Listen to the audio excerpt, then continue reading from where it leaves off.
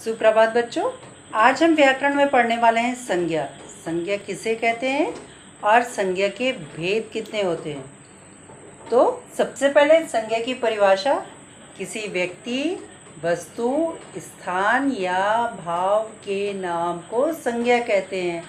व्यक्ति में किसी का भी नाम हो सकता है, आपका, मेरा, पापा, मम्मी, दादाजी, पिताजी, राम, श्याम, कोई भी किसी का भी नाम हो वो संज्ञा हुआ।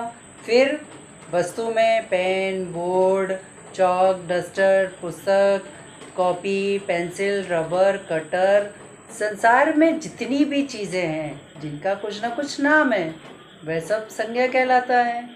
स्थान में धनबाद, दिल्ली, मुंबई, भारत, अमेरिका, चाइना, कोई भी जगह का नाम हो सभी संज्ञा कहलाएंगे।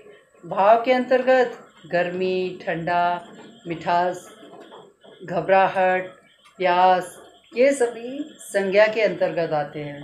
भाव अर्थात हमारे मन में किसी वस्तु को देखकर, व्यक्ति को या किसी चीज़ को देखकर जो विचार आते हैं उनको जो हम शब्दों के द्वारा व्यक्त करते हैं वह संज्ञा कहलाता है। तो संज्ञा की परिभाषा आपको समझ में आ गई होगी कि किसी व्यक्ति, वस्तु, स्थान या भाव के नाम को संज्ञा कहते हैं। अब संज्ञा के भेद, पहला है व्यक्तिवाचक संज्ञा। व्यक्तिवाचक संज्ञा के अंतर्गत किसी व्यक्ति विशेष या वस्तु विशेष के बारे में बात की जाती है।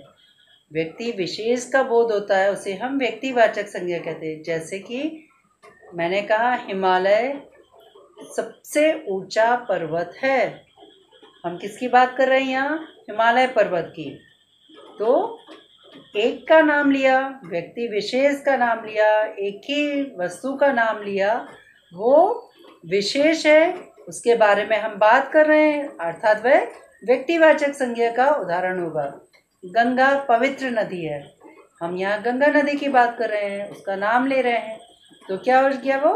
व्यक्तिवाचक संज्ञा। राम अच्छा लड़का है, राम क्या हो जाएगा? व्यक्तिवाचक संज्ञा। दूसरा है जातिवाचक संज्ञा।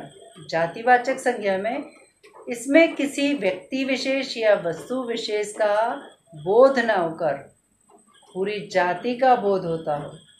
जैसे पर्वत ऊंचा है, हमने यहाँ किसी पर्वत का नाम नहीं लिया, आप कौन से पर्वत की बात कर रहे हैं? सभी पर्वत आ जाएंगे उसमें। तो नदी बहती है, यहाँ नदी जाति का बोध हो रहा है, सारी नदियाँ बहती हैं। अर्थात जातिवाचक संज्ञा में हमें किसी व्यक्ति विशेष या वस्तु विशेष का बोध ना होकर पूरी जाति का बोध होता है।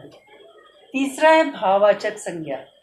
भाववाचक संज्ञा, जिन संज्ञा शब्दों से भाव का पता चले, हमें किसी वस्तु की स्थिति, दशा, अवस्था का पता चले, उसके बारे में जो हमारे मन में विचार आए उसे हम क्या कहेंगे?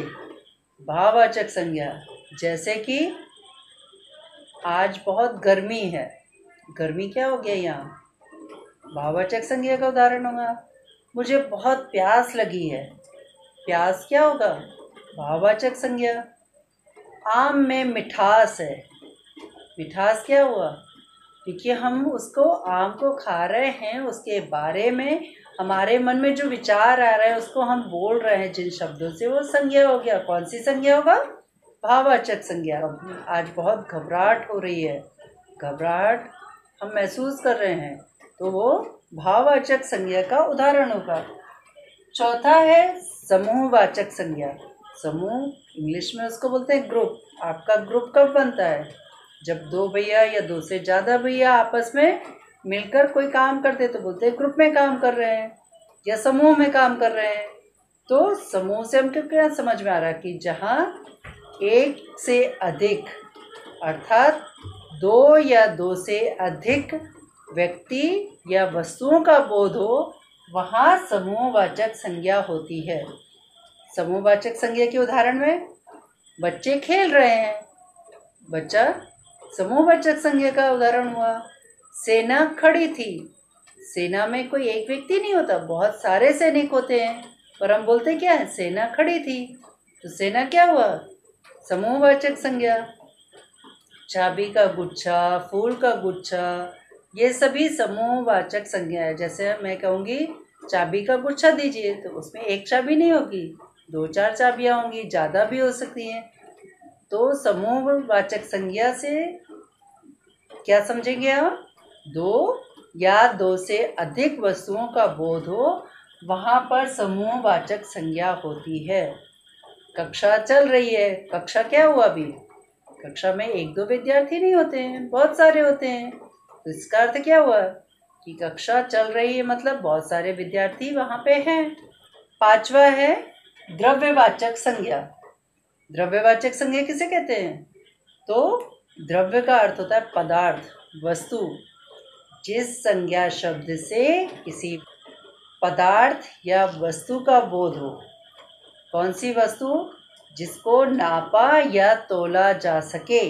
माप मतलब तोलना, जैसे कि तेल, पानी, लोहा, सोना, चांदी, ये सभी द्रव्यवाचक संज्ञा के उदाहरण होंगे, क्योंकि हम इनको नाप तोल सकते हैं और ये एक पदार्थ हैं।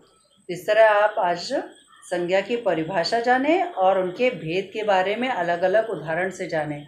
अब आपको वो सूचियाँ बनानी है 5 संज्ञा के उदाहरणों की। धन्यवाद बच्चों।